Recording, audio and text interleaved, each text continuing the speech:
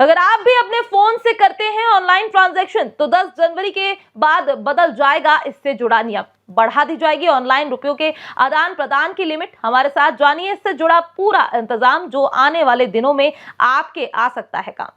अगर आप भी अपने फोन में ऑनलाइन पैसों का ट्रांसफर करते हैं तो हमारी ये खबर बिल्कुल आपके लिए ही है, क्योंकि अब फोन से होने वाले पैसों के ट्रांसफर को लेकर एक नई बात निकलकर सामने आई, जिसमें अब लोग अधिक से अधिक रुपयों का ऑनलाइन ट्रांजैक्शन कर सकेंगे। आज हम आपको इसी से जुड़ी पूरी खबर सिलसिलेवार तरीके से समझाने जा रहे हैं। दरअसल भारत सरकार की तरफ से ऑनलाइन पेमेंट करने वालों को नए साल में बड़ा तोहफा दे दिया है। जैसा कि इस समय अधिकतर लोग ऑनलाइन पेमेंट का काफी इस्तेमाल कर रहे हैं, लेकिन ऑनलाइन पेमेंट की राहत में एक बड़ी दिक्कत रुपयों के आदान प्रदान वाली लिमिट थी। यानी सरकार ने एक दिन में 1 लाख से ज्यादा रुपए के लेन देन पर रोक लगा रखी थी। हालांकि अब national payment corporation of India ने रिजर्व बैंक ऑफ इंडिया के साथ मिलकर इस समस्या का समाधान निकाल दिया है, जिसके बाद एक बार में 5 लाख रुपए का यूपीआई पेमेंट किए जाने की बात कही जा रही है। लेकिन फिर भी इस लिमिट को बढ़ाने के साथ ही इससे जुड़े कुछ अन्य नियम भी बनाए हैं, जैसे अस्पताल और शिक्षण संस्थानों जैसी जरूरी संस्थाओं की पेमेंट के लिए एक बार में 5 लाख रुपए के ऑनलाइन पेमेंट में छूट का प्रावधान रखा है।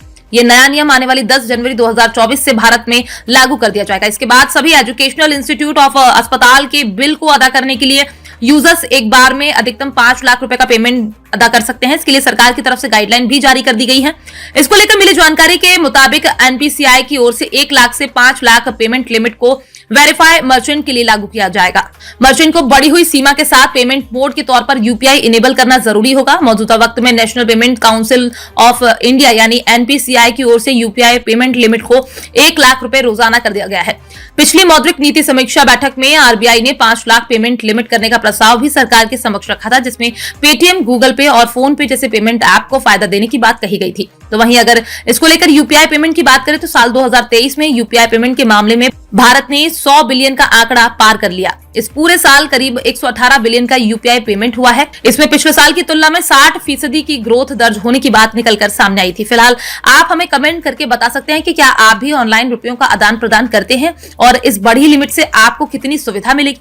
फिलहाल सरकार इससे पहले भी कई बार इस तरह के नियम बना चुकी है, जिसके द्वारा लोगों को राहत दी जा सके। मिली जानकारी के अनुसार भारत की लगभग 80% आबादी रुपयों के आदान प्रदान के लिए ऑनलाइन ट्रांजैक्शन का माध्यम चुनती है, और तो और सरकार भी लोगों को ऑनलाइन लेन देन के लिए प्रेरित करती है, ताकि नोटों और सिक्कों पर होने वाला खर्च कम हो और भ्रष्टाचार पर भी लगाम लग सके। सरकार की ये मुहिम लगातार प्रगति पर है, क्योंकि लोग नगद की जगह डिजिटल लेन देन कर रहे हैं। क्या आप भी बाकी लोगों की तरह नगद की जगह डिजिटल मुद्रा का भुगतान करना पसंद करते हैं?